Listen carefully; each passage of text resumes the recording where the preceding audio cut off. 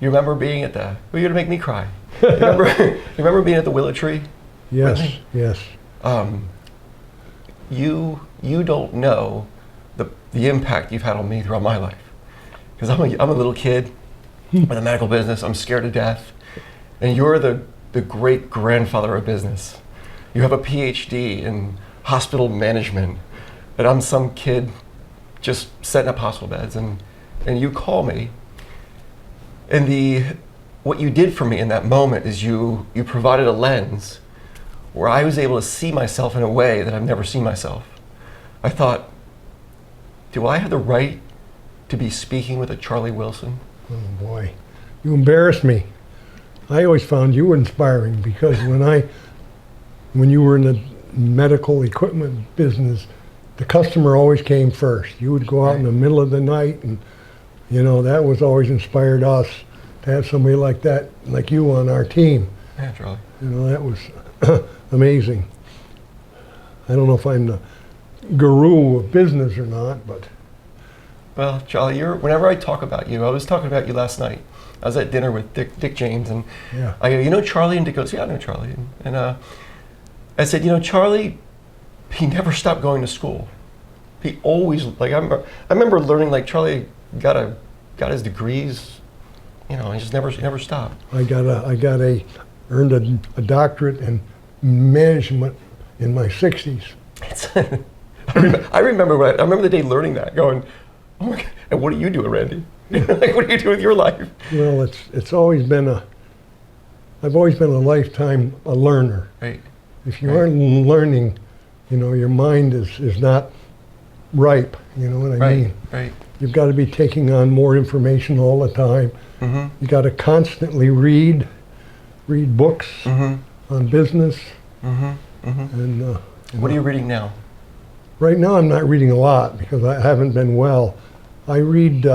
I've been reading a lot of, well, as a general rule, I read books on theology and psychology and philosophy and sociology and things like that, Mm-hmm.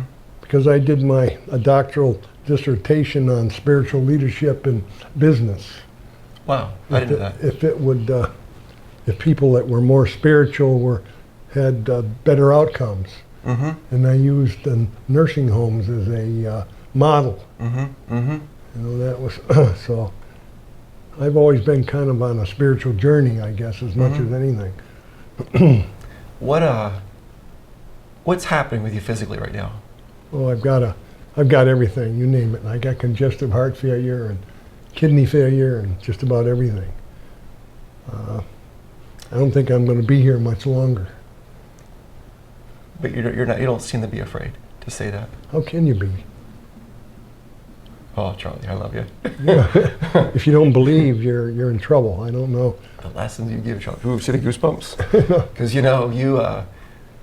just say that if people were more spiritual, they would understand their life better. Because we're all spiritual, and even in business, if you don't take your spiritual nature with you. Mm-hmm. We always had a rule in any business that I ran that if a problem came up, we tried to assess all the people who were involved in the problem and how they'd be affected by the decision. But the final question was, what's the right thing to do? Mm-hmm. Mm-hmm. Mm-hmm. We always tried to do the right thing. We always tried to keep our promises. If we made a promise, we no matter what it took, we kept the promise. Mm-hmm. Mm-hmm. And that's a big thing. Because if you say you do it, you got to do it. If you're not going to do it, don't say you're going to do it. Right. I learned that from the farmers. And when I was a kid, they all lived on a handshake. Mm-hmm. Charlie, there's a reason you and I came together. Because God, I was raised by a mom that loved Jesus more than anything in the world. Yeah. You couldn't be around my mom for more than a minute without her just telling you. She would tell you how she, Jesus is my husband. I can't wait to meet him. I can't wait to hug him. And back at Star, I remember going in there with Tiff, my wife, and we would pray in the room in the office before. Yeah. Whew. Yeah. It's along with my learning, I earned credentials as a certified lay pastor. So I preached in several of the churches around here over the last, well, I haven't been out in a couple of years, but. Mm-hmm. So your family came from farming. Yes. There's tremendous lessons in farming. You were talking about it earlier. Yeah. You were just before you go a little bit of fertilizer and everything looks gorgeous. Yeah. You know, I think that's the basis of who Susan and I are together. I haven't talked about Sue, but Sue has been the key to my, I won't use the word success, but the key to my adventures. And we both wanted to be together in business. When we got married, we, like the farm family, we wanted to be together. Mm-hmm. So we started out with that. Our number one rule, we're going to go into things that we can do together. And we did that. We bought a dog kennel up in Tobyhanna. Oh, wow. I didn't know that. Yeah, we bred miniature schnauzers. We won best of breed at the Westminster Kennel Club one time. Oh my gosh. And everybody worked in the business. When we went in the nursing home business, Sue was the nursing director. I was the administrator. Our son worked on I guess he was a floor polisher, wasn't he? Because always running one of those floor machines. And our daughter worked in the kitchen. Mm-hmm. And so we were always at home when our kids got off the school bus, Mm-hmm. And we paid them a salary, which you should do because you're allowed to do that. Kids are, if they work, you ought to be paid. Mm-hmm.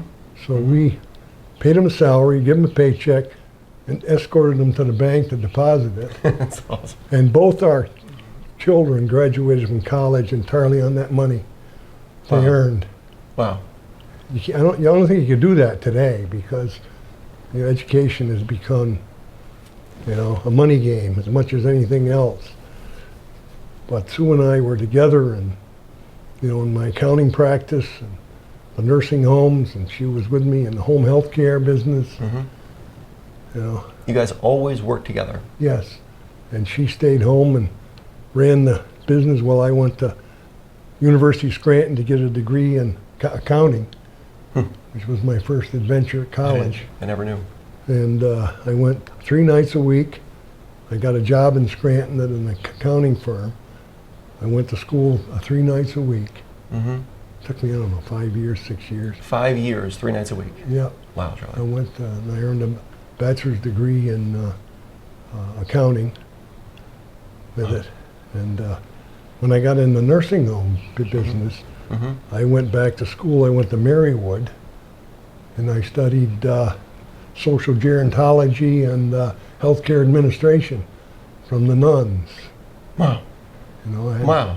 I've got the best Catholic education. Mm-hmm. I got a bachelor's degree from a Jesuit college, and then Mm-hmm. I've got the Sacred Heart of Mary. But one thing you do is when they try to say that college education is not important, I don't think that they appreciate the liberal education. Mm-hmm. Because I went to Jesuit schools and I was required to take philosophy. Mm-hmm. I learned some accounting there, but mainly I learned about life, Mm-hmm. from the priests. And you learn to write and you learn to read Mm-hmm. and you learn to speak, because if you can't write and you can't get up in front of a group and speak, you're not going to get through their program, Mm-hmm. Wow. especially with the nuns. Mm-hmm. So, I owe a lot to them. Oh. An awful lot to the 2 schools there that I went to. But, So you and Sue have worked together your whole life. I'm married like 60 years now. You've been married 60 years. Yes, Sue, congratulations. 61 years almost. 61 years. Wow. Wow. What is your greatest hopes for Sue's future? I'm hoping she'll find a life for herself, because she's been waiting on me for so many years, doing what I wanted, following in my footsteps. I remember the little story about that. I remember Sue was very conservative German, Mm-hmm. very conservative. She won't finance a car. I mean, she ain't got cash, she won't buy a car, And I was an accountant for a nursing home in Monroe County, and the guy wanted to sell it. Mm-hmm. He wanted to sell it to me. Mm-hmm. And my question was always not how much, but will you take the paper? Mm-hmm. So I bought this nursing home. I came home and I said to Sue, I bought a nursing home. I need a nursing director, and we've got to go to the bank and sign $1 million note. And she didn't say a word. That's right. Wow. And one time, I said, we went, I don't know what commission it was, banking commission or something, asked her to testify about a loan the bank had given me. And they asked her why she signed it. Didn't you understand you're signing? She said, no, my husband asked me to sign it, and I signed it. Wow. You know, that was that simple. Wow. The old world. You said the old world? Yeah, Good the old world, you know. Mm-hmm. But it's, How was that trust always there in your marriage? yes. Yes, it's always been there. We've never, you know, the one thing about being in business together, you don't have time to fight. Because you got to Wow. get up the next day and put your pants on and go to Mm-hmm. work. Mm-hmm. And if you're mad at each other, you're just not going to be able to function. Mm-hmm. So the kids, I remember one time said, Mom and I had raised our voices a little bit, and they were going around saying, is that an argument? Is that an argument? Because they hadn't heard any arguments, you know, in the house. Really? My son came home from school one day and said to me, Dad, tell me what you do again. Because I guess the kids were talking about their parents, Mm-hmm. or they were some kind of show and tell. And that's when I was deep in business. Right, Mom? How old was he at the time? 8, I 7, 9? I guess so. He was Never- in elementary school Yeah. with it. What did you tell him? Do you remember? No, I remember telling him one thing, that I'd made 3 fortunes and lost 4. You said it to me last Yeah, week. You know, if I put together and figured out how much money I'd lost, Mm-hmm. You know, and the biggest mistake for me was getting in the restaurant business. you were in the restaurant business. Yes, I I didn't even know that. yeah, I had 3 restaurants. 3 restaurants. I had 3, yes. And you said biggest mistake. Why? Because that's a money loser. If you're not right on top of it, Mm-hmm. Mm-hmm. right there every minute, Mm-hmm. and I wasn't. And, you know, it just, Mm-hmm. I think I lost $500,000 in like 6 months Wow. in the restaurant business. And if you're not into that and you don't love that, stay Mhm. away from it. Mm-hmm. Because at one time I owned 3 liquor licenses in the borough. Wow. I didn't know that. Yeah, Wow, Charlie. but that was because I was buying something. Well, I was getting a liquor license for the LeBar Hunt Club. And Mhm. I went out and tried to buy a license. Mm-hmm. How did you and Sue meet? Blind date. She was a student nurse at Bellevue. Okay. And I was, in my first educational experience, I was a cadet at the New York State Maritime Academy. I was studying marine engineering. Marine engineering. Yes, marine engineering on a ship. Charlie. And Charlie. I mean, Charlie. I dropped out. I didn't finish it. I've never met someone with such a spectrum of knowledge. But we decided, I forgot, we eloped like, I think 6 months after we You met. eloped. 6 months. Yeah, something like that. Wow. And Where- I was at sea half of that time, so Wow. we might have had 3 or 4 solid dates. I remember one date we went to see Gone with the Wind at the drive-in theater. Wow. I'll tell you how far back it is. Wow. In the Wow. Bronx, because those were all in New York. Mm-hmm. And We decided to get married in the back of the Greyhound yeah, bus. we're riding in a going out to Greyhound your bus, parents. and because Sue used to like to go up to the farm, Mm-hmm. you know, Mm-hmm.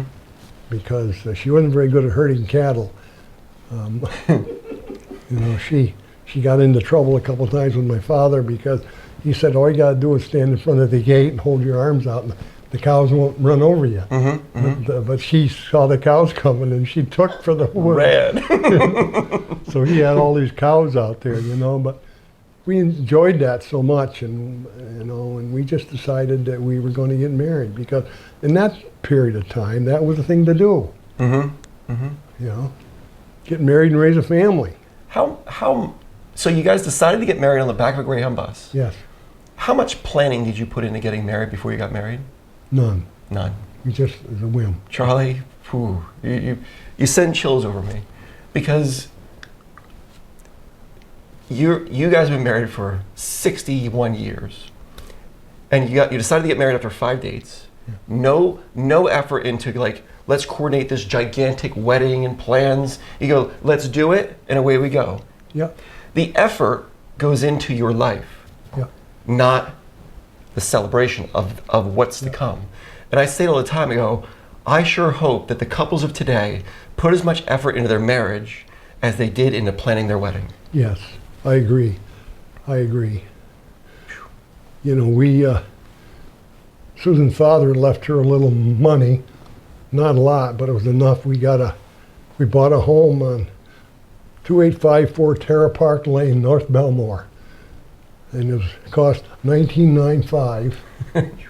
Like how you remember the number. And we bought that house. And then we saw an ad in the New York Times for the dog kennel, because I was working in downtown Wall Street. I used to get a 2-hour commute on, Long Island Railroad every day. Yeah. Wow. People I knew were dropping dead and getting sick from all that stuff. And that's when we said, man, we're together for this. We're thick or thin. We're together. What, I think of the lessons you've taught me without saying a word. What lessons did Sue teach you without saying a word? Well, Sue's been a balance. Calmed my impulses so much, because back when I was young, I would risk everything I had on an idea. I didn't care. Every nickel, every dollar I could buy or borrow, I would waste on an idea. And some of them weren't too good. I know that, and it all came to a halt. I was making some money back then. I bought a expensive car. I bought Sue a fur coat, which she immediately gave away. I was going to say, does she still have it? And Sue Did you really? And Sue said, this ain't working. To charity. So I sold my Mercedes and I bought a Dodge van, and I've been driving the Dodge van ever since. But we've done some interesting things. We were in the cemetery business. You were in the cemetery business? Yeah. Charlie, the things I learned of you. Oh my God. And that was a family endeavor. Sue did administrative work. I did the bookkeeping, accounting, and stuff. Our son was a grave digger. Wow. And our daughter, she was in college then, wasn't she? 'Cause she went to Johnson and Wales in Rhode Island. Then she's the one that left home. She's still not home. Was your dad similar as you? My dad was very quiet. Any issues that were, he'd bring them up in the cow barn. Oh, really? We didn't. We always washed our hands, combed our hair, and ate dinner together, and whatever meals we were eating together, and there was no argument at the table. And then when he'd get us down to the cow barn to milk the cows, that's when he would speak up. Really? But he talked very fast and he had very little to say. My mother would stand right next to him and tell me what he's thinking. Your dad thinks this and your dad thinks that. But wow. My dad was such an honest, hard worker. Was he your biggest role model?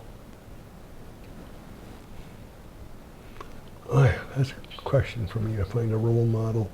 That whole culture was my role model. That farm culture. I would have gone back, but Sue said no.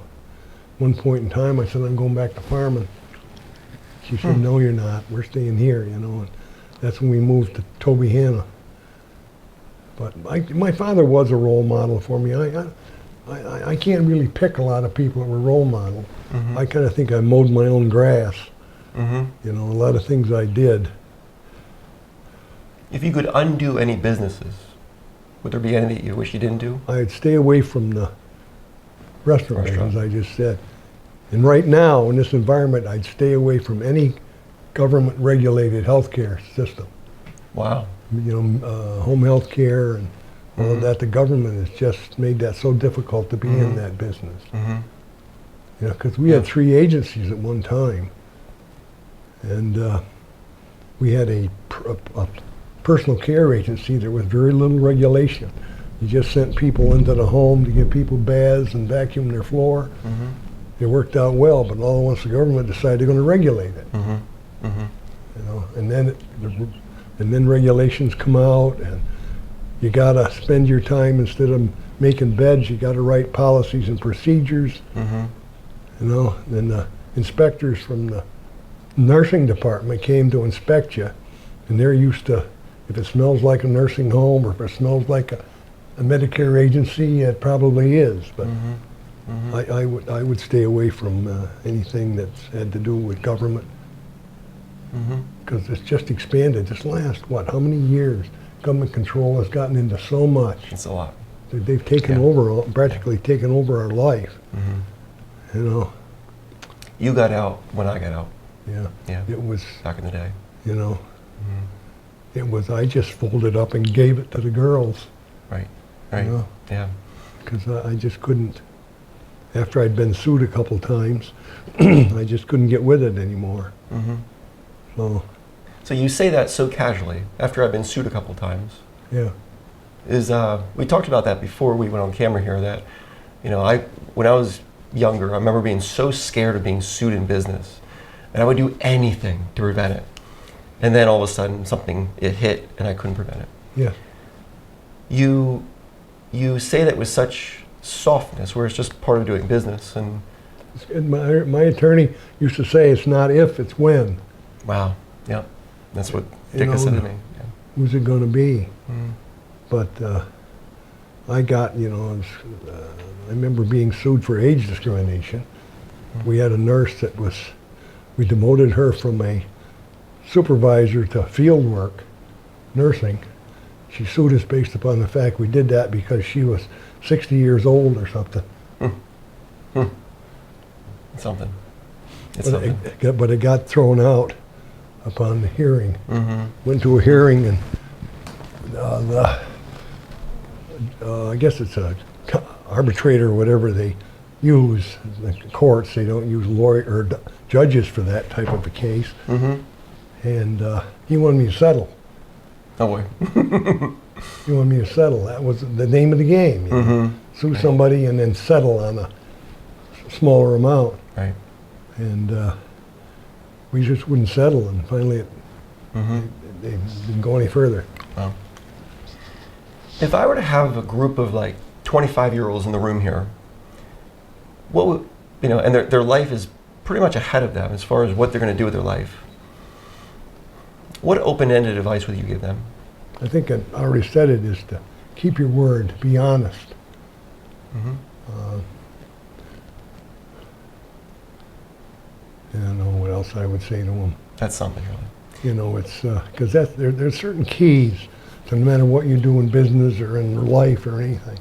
And rules like that are what's key to it. If you're honest, people know you're honest, and people expect you're going to do what you deliver on. If you say, I'm going to bring 50 cases of wine, you bring 50 cases of wine, even though you have to go out and buy half of them. You bring it anyway. Wow. Because you said you'd do it. And Yeah. our children seem to have inherited that from us. That keep your word.